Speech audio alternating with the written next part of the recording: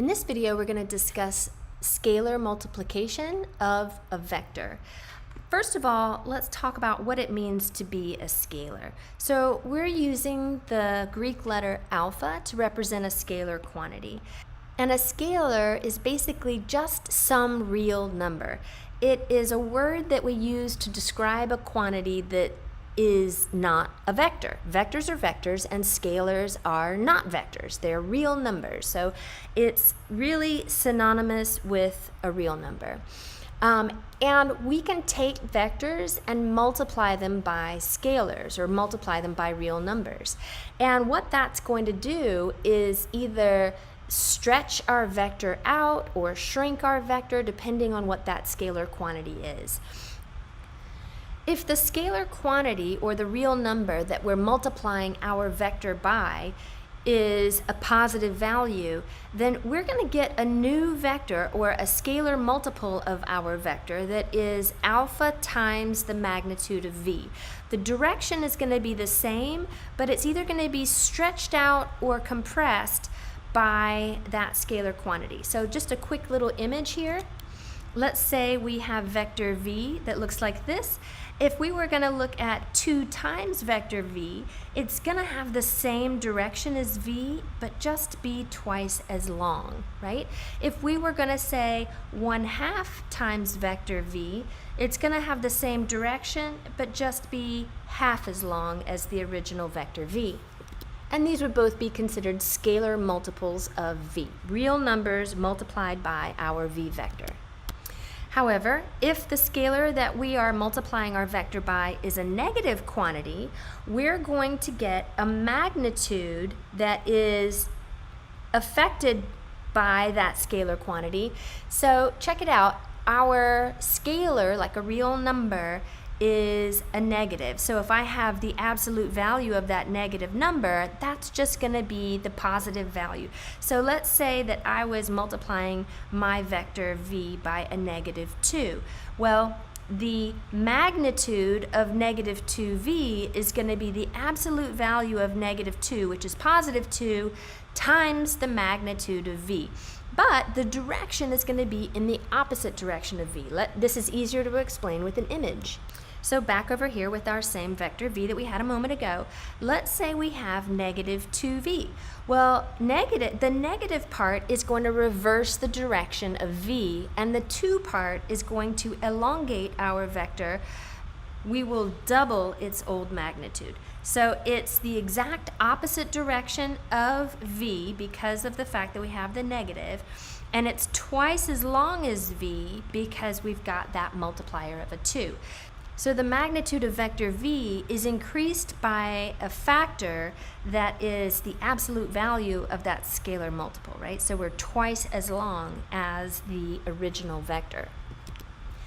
The third property here is that if we have a scalar that is just the number 0, or if we have a vector that is the 0 vector, then what we're going to get from this scalar multiple is that if we multiply scalar 0 times vector v, we get the 0 vector.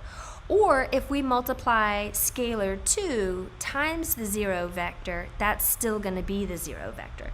So we have the 0 property of multiplication that is going to hold true whether the scalar is 0 or the vector is 0. Either way, that multiplication is going to yield the 0 vector. Now, notice that the scalar 0 is just a 0 with no vector hat, but the vector 0 is a 0 with a vector hat over the top of it. Now, units are very important, and I can't overemphasize the importance of having these vector hats to indicate if what you're looking at is a scalar or what you're looking at is a vector. A 0 with no hat is a number, a real number, scalar quantity. A 0 with a vector hat is considered to be the 0 vector. So let's take a look at this, and in this example, I have intentionally chosen to represent our vectors with bold case letters.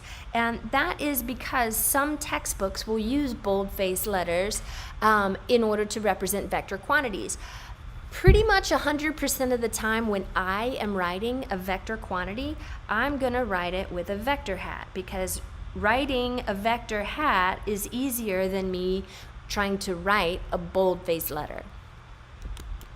And as we just noted with the previous property, that if I have a scalar 0 times any vector, the result is going to be the 0 vector, right? A scalar times a vector is a vector.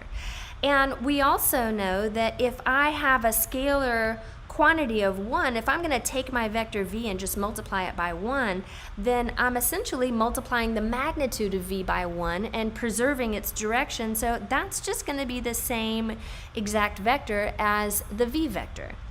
If I multiply my v vector by -1, that's going to essentially reverse the direction of v but preserve its magnitude, right? The magnitude is going to be multiplied by a factor that is the absolute value of that scalar multiple, which is 1. So the magnitude or the length of the vector is just multiplied by 1, and the negative simply switches the direction of v, which basically gives me vector -v. In our fourth property here, we have two scalars that are being added together and then multiplied by v. Notice I know that these are scalar quantities because they do not have vector hats and they're not written in bold-faced lettering. So these are scalars that are being added together, and then this v is a vector v. I'm going to rewrite this so that you can see that the alpha and beta are scalars and we're multiplying that by a vector v. Now, this property is that we can essentially distribute that vector into this scalar addition and say that when we add these two scalars together and then multiply it by the vector, we would get the same resultant, and the resultant is the result vector, that we would have if we multiplied alpha by the vector v and then added that to beta times the vector v. So we actually do get this distributive property in the scalar product of our vector. Essentially, we can distribute the vector v into that scalar addition. And similarly, in this next property, we could distribute a scalar alpha into this vector addition. Notice and remember that when we add two vectors together, we get some sort of a resultant vector. So I could add the vectors first to get the resultant and then elongate it with the scalar multiple. Or I could distribute the scalar in and get alpha times v plus alpha times w, and then add those together to get the resultant vector. So just to kind of say that again slightly differently, we could add these together first and then stretch it out by the scalar alpha, or we could stretch out v and stretch out w and then add them together, and that would give me the same resultant either way. And our final property that we'll discuss is that we have an associative property for scalar multiplication as well. Alpha and beta are scalars, which means, and I'll use this symbol, are elements of the scalar family, which is to say that alpha and beta are elements of the real numbers. They're just not vectors. They're like 1, 2, 3, 4, 5 or whatever. So if I have a scalar multiple of v and then I want to stretch that out by another quantity alpha, I could actually multiply alpha and beta together first and then use that product as a scalar multiple of my v vector. So this is considered to be the associative property of scalar multiplication, and this is our distributive property of scalar multiplication. And both of these should look familiar as being similar properties to what we see with real numbers. These same sorts of properties are going to apply when we're talking about vector addition and scalar multiplication.